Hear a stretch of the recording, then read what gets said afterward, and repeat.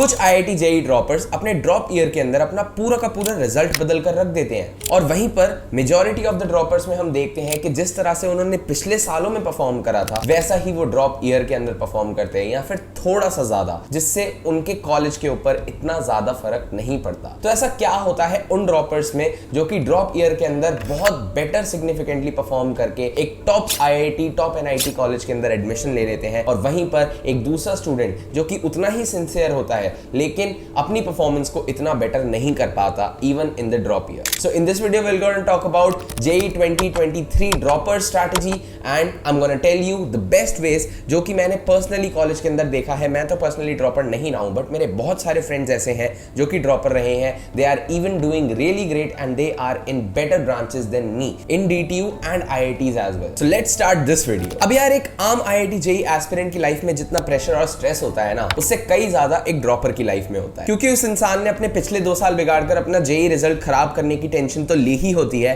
Plus अब उसके ऊपर दुनिया का भी सारा बोझ है कि लोग क्या कहेंगे अगर 1 साल और बर्बाद कर 1 साल और अपने पेरेंट्स की हार्ड अर्न मनी खराब करवा कर मैं अच्छे कॉलेज के अंदर नहीं पहुंच पाया। देखो, परफॉर्मेंस प्रेशर तो हम सभी के ऊपर होता है, पर एक अच्छे ड्रॉपर स्टूडेंट में ये क्वालिटी होती है कि वो इस प्रेशर को साइड रखकर अपने गोल को ज्यादा क्लियर बनाता है। जो स्टूडेंट सिर्फ प्रेशर पर फोकस करके रह जाता है उसके सामने से उसका गोल थोड़ा ब्लर्ड हो जाता है। वो इंसान ज्यादा डिस्ट्रैक्टेड रहेगा, पूरा पूरा दिन डे ड्रीमिंग और स्ट्रेस में बिता देगा, रादर देन एक स्टूडेंट जिसका गोल क्लियर है वो एक एग्जीक्यूशनिस्ट रहेगा। वो एक्शन लेने पर काम करेगा, ना कि सिर्फ सोचने पर कि अगर ये हुआ या नहीं हुआ तो उसके रेपरकशंस क्या होने वाले हैं। अब एक सवाल और काफी सारे स्टूडेंट्स के दिमाग में आता है, क्या ड्रॉप लेते वक्त ये पॉसिबल है कि यार अगर मेरी 70-80 हजार ऐसी रैंक आई है इन JEE 2022 तो मैं JEE 2023 के अंदर 10,000 के अंदर या 5,000 के अंदर रैंक ला सकता हूं? ट्रस्ट मी गाइस, ये बहुत ही बड़ा मिथ है कि तुम ऐसा नहीं कर सकते अगर किसी को ऐसा लगता है तो। क्योंकि पर्सनली मैं अभी DTU कॉलेज के अंदर हूं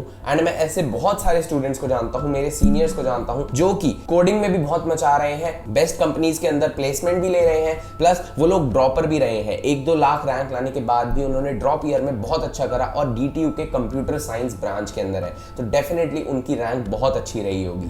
बस फर्क आ जाता है आपके मेंटालिटी का। तो अब से लेकर 5 से 6 महीने जो आपके पास बचे हैं उसमें बहुत ज्यादा जरूरी है कि आप एक मेंटालिटी ठीक बनाएं अपने बारे में अपनी, ठीक है। और आपको बनना है एक एग्जीक्यूशनिस्ट। एग्जीक्यूशनिस्ट कौन बंदा होता है? जो यार सोचने में ज्यादा टाइम नहीं बिताता, रादर अपना एक्शन लेने में ज्यादा टाइम बिताता है। अपने गोल्स, अपने प्लान्स, अपने एक्शंस को कहीं पर जाकर लिखो, एक डायरी रखो अपने पास, डेली गोल्स आप बनाओ एंड उसमें लिखकर आप उन सारे गोल्स को फॉलो करो, उनको देखो, ट्रैक करो कि आप कितना कर पा रहे हो एंड अपनी कैपेसिटी को मैक्सिमाइज करो। अगर आप अभी 4 घंटे मैक्सिमम दिन में पढ़ पा रहे हो तो उसको 8 पर ले जाने की कोशिश करो। 8 पढ़ रहे हो तो 12 को ले जाने की कोशिश करो। 12 पढ़ रहे हो तो उससे ज्यादा करने की जरूरत नहीं है, पागल हो जाओगे। दूसरी और सबसे इंपॉर्टेंट चीज जो मुझे लगता है जो डिफरेंशिएट करती है एक ड्रॉपर स्टूडेंट के अच्छे रिजल्ट को और बुरे रिजल्ट को, वो है लर्निंग फ्रॉम द पास्ट। मैंने देखा है ज्यादातर IIT JEE ड्रॉपर स्टूडेंट्स इस ड्रॉप ईयर को सिर्फ एक एक्सटेंशन ऑफ टाइम पीरियड समझते हैं और जिस तरह से वो पिछले 2 साल से तैयारी कर रहे थे बस उसी तरह से अगले 1 साल और तैयारी करने लग जाते हैं। Guys, you need to know if you want something better than what you have, you need to do something different than what you have been doing. तो एक अच्छे ड्रॉपर स्टूडेंट की निशानी यही होती है कि वो अपने पढ़ने के तरीके में चेंजेस लाता है, क्योंकि वो उसी तरह से तो 2 साल से भी पढ़ रहा था बट उसको रिजल्ट्स नहीं देखने के लिए मिले उतने अच्छे। तो कहीं ना कहीं गलती आपकी पढ़ाई के तरीके में भी हो सकती है। हो सकता है आप किसी एक सब्जेक्ट पर ज्यादा रिलाई कर जाते हो और पेपर के अंदर आप उसी सब्जेक्ट में अगर पैनिक कर गए या फिर एग्जाम में क्वेश्चंस उसके डिफिकल्ट आ गए, देन आपके 2 जो अदर सब्जेक्ट्स हैं जो कि ईजियर आए हैं उनमें आप ज्यादा स्कोर नहीं कर पाए। ये सारी चीजें बहुत मैटर करती हैं। आप केमिस्ट्री के अंदर NCERT ढंग से नहीं पढ़ते हो, आप फिजिक्स के अंदर न्यूमेरिकल्स अच्छे से सॉल्व नहीं करते हो, बहुत सारी चीजें होती हैं, ठीक है। तो आपको अपनी कमी खुद से पता करके निकालनी है और उस पर काम करना है, उस गैप को फिल करना है ताकि आप एक बेटर वर्जन ऑफ योरसेल्फ बन पाए। अब अगले 5 महीने JEE मेंस में क्या करना है, क्या स्ट्रैटेजी रहने वाली है, उसको भी डिस्कस करेंगे। बट इससे पहले कि हम वीडियो में आगे बढ़े, let's talk about warrior 2.0 batch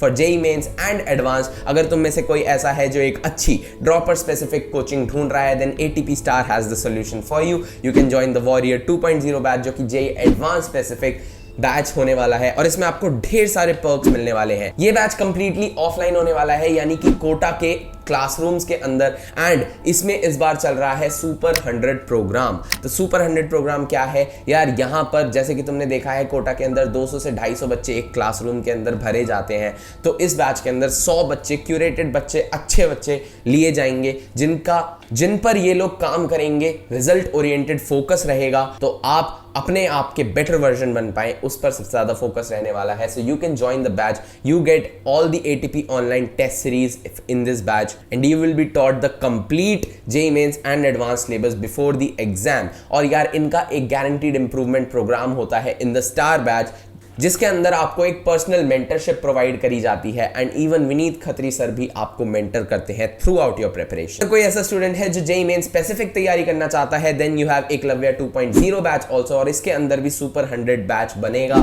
for JEE mains 2023। ये बैच JEE मेंस स्पेसिफिक होने वाला है as you know from the name, और ये बैच भी कोटा की क्लासरूम्स के अंदर होगा। So if you are moving to Kota और you are someone who is thinking of moving to Kota, this can be a game changer. You can drop a call on this number and enquire about anything, जो भी तुम्हारे दिमाग में कोई doubt है, ठीक है। Batches are starting from 16th of August, सो अभी तुम्हारे पास टाइम है अच्छा खासा, 5 महीने का बहुत अच्छे से यूटिलाइजेशन कर पाओगे अगर इन बैचेस को ज्वाइन कर लेते हो तो। नाउ लेट्स टॉक अबाउट कि यार अगले 5 महीने ड्रॉपर्स को किस तरह से पढ़ाई करनी चाहिए। अब ये एक बहुत बड़ा डाउट रहता है कि हम पहले कौन सा सब्जेक्ट पढ़ें, क्या बुक्स करें, क्या 11th का सिलेबस पहले करें, 12th का करें। मोस्टली यार स्टूडेंट्स 11th का सिलेबस लेके पहले बैठ जाते हैं और फिर ऑर्डर वाइज चैप्टर्स को करने लग जाते हैं।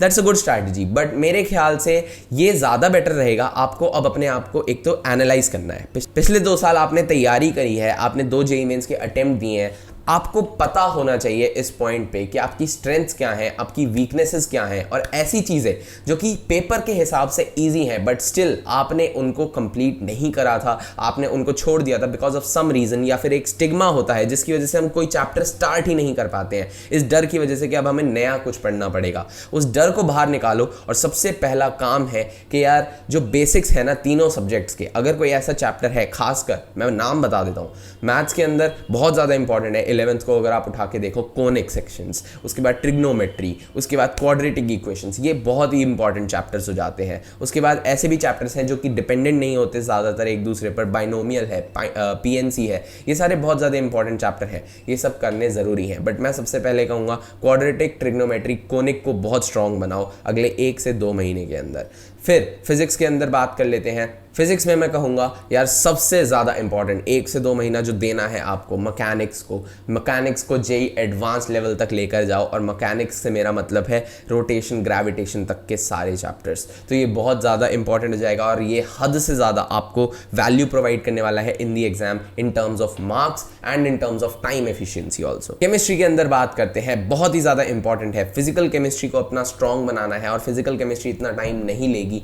मैं यार इनऑर्गेनिक जो 11th क्लास की है उसको इतना टफ नहीं मानता, तो इस इनऑर्गेनिक को भी अच्छा करना। एंड इसके बाद जो आपको चैप्टर्स करने हैं, ऑर्गेनिक इतनी ज़्यादा नहीं है ऑल्दो 11th क्लास के अंदर, IOC है, हाइड्रोकार्बन्स है, तो यार आपको इंट्रोडक्शन टू ऑर्गेनिक केमिस्ट्री जो चैप्टर है हमारा, उसको बहुत अच्छे से करना है, जिसको GOC भी कहा जाता है। GOC जिसका स्ट्रॉन्ग हो गया, उसकी ऑर्गेनिक केमिस्ट्री को वीक कोई नहीं कर सकता। एंड GOC को स्ट्रॉन्ग करने का तरीका है प्रैक्टिस, प्रैक्टिस एंड प्रैक्टिस। मैं कहूँगा हिमांशु पांडे जो किताब है उसके ढेर सारे लेवल 1, लेवल 2 के क्वेश्चंस लगा लो GOC के, आपको रिजल्ट देखने के लिए मिल जाएगा आफ्टर 5 मंथ्स।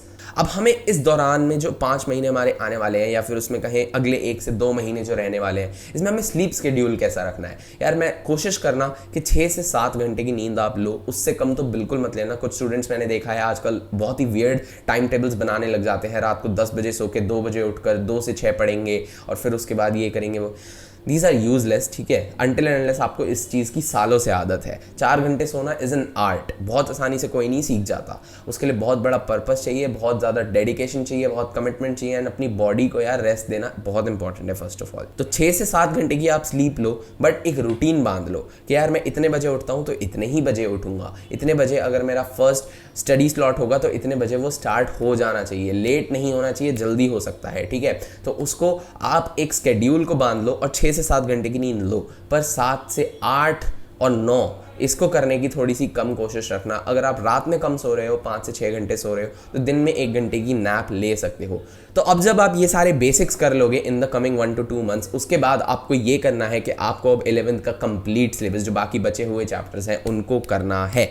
ठीक है, तो अगर 3 महीने के अंदर आप 11th निपटा लेते हो, आप 12th पर मूव ऑन कर सकते हो। एंड मैं एक चीज़ और कहूँगा, 12th के यार जो चैप्टर्स हैं ना, उनको हो सकता है आप थोड़ा पहले भी स्टार्ट कर दो, क्योंकि आपके चैप्टर्स बहुत ज़्यादा स्ट्रॉन्ग हैं 12th के। तो आप उनको पूरी तरह से लेट गो मत करना। थोड़े से जेईई मेंस वगैरह के आप क्वेश्चंस देखते चलना, शॉर्ट नोट्स साथ में बनाते चलना, शॉर्ट नोट्स को रिवाइज करते चलना, ताकि आपका पूरा टच ना छूटे। अभी अभी आप जेईई मेंस दे के आए हो, अगर 3 महीने बिल्कुल नहीं पढ़ोगे इन चैप्टर्स को तो भूल जाओगे, तो उसका हमें फ़ायदा नहीं होने वाला है। तो जैसे जैसे आप चैप्टर्स को कनेक्ट करो, आपने मैकेनिक्स अगर पूरा पढ़ लिया है, आप इलेक्ट्रोस्टैट्स में जा सकते हो फिजिक्स के 12th में, क्योंकि उसमें बहुत ज़्यादा मैकेनिक्स लगती है। एंड इसी तरह से आप दूसरे चैप्टर्स के अंदर भी जा सकते हो जहां पर चैप्टर्स रिलेटेड होते हैं। ट्रिग्नोमेट्री अगर कर लिया है तो इनवर्स ट्रिग्नोमेट्री पढ़ सकते हो। जीओसी अगर आपने अच्छे से पढ़ लिया है तो आप ऑर्गेनिक में जा सकते हो, डीप जा सकते हो थोड़ा सा। तो अगर आपको इंटरेस्ट है इन चीज़ों में, कोई भी एक सब्जेक्ट ऐसा पकड़ना जिसका 12th आप कनेक्टेड रखो और साथ साथ पढ़ते चलो। और उसके 3 महीने बाद तो ऑफकोर्स आपको 12th पे पूरा फोकस करना है, थोड़ा सा जल्दी ही करना है ऑल्दो। और इस दौरान में यार सबसे ज़्यादा इंपॉर्टेंट है कि आप पार्ट टेस्ट और फुल टेस्ट साथ साथ देते चलें। फुल टेस्ट इसलिए कहूँगा क्योंकि फुल टेस्ट देने की अब आपको आदत हो गई होगी, आपको धीरे धीरे अपना स्कोर इंप्रूव होता दिखेगा। और पार्ट टेस्ट इसलिए कहूँगा कि आपको अपनी एक्यूरेसी पे बहुत ज़्यादा ध्यान देना है, उन चैप्टर्स के लिए खासकर जो कि आपको कोचिंग में पढ़ाए जा रहे हैं, आपने पढ़ लिए हैं।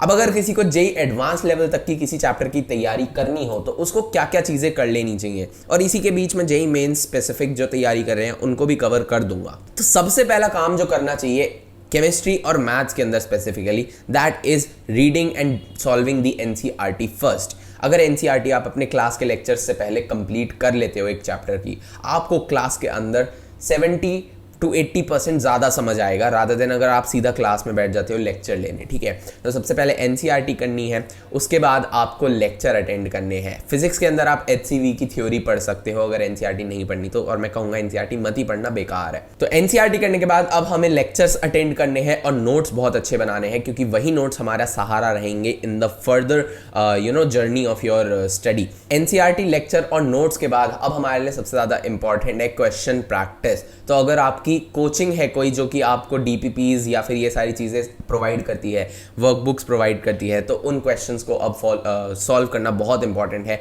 और मॉड्यूल्स जो आपको मिलते हैं उनको भी सॉल्व करना बहुत ज़्यादा इंपॉर्टेंट है। सॉल्व्ड एग्जाम्पल्स को सॉल्व करना बहुत इंपॉर्टेंट है, क्योंकि वही आपकी प्रैक्टिकलिटी को इम्प्रूव करते हैं, आपके एप्लीकेशन को इम्प्रूव करते हैं। एंड उसके बाद आप सिमिलर क्वेश्चन जब सॉल्व करते हैं तो आपको ज़्यादा सोचने की ज़रूरत नहीं पड़ती, सोल्यूशन देखने की ज़रूरत नहीं पड़ती है। अब जब ये सब हो जाए तो सबसे ज़्यादा इंपॉर्टेंट है कि लास्ट में जब आपने पूरा चैप्टर पढ़ लिया है, आपका चैप्टर तैयार हो गया है, अब लेवल 2 भी कर लिया है आपने सॉल्व जेईई एडवांस का, तो बहुत इंपॉर्टेंट है कि आप प्रीवियस ईयर क्वेश्चंस लगाएं। प्रीवियस ईयर क्वेश्चंस अगर नहीं लगाते हो तो आपको कॉन्फिडेंस नहीं आएगा कि मैं जेईई मेंस और जेईई एडवांस के पेपर के अंदर आने वाले क्वेश्चन सॉल्व कर सकता हूँ।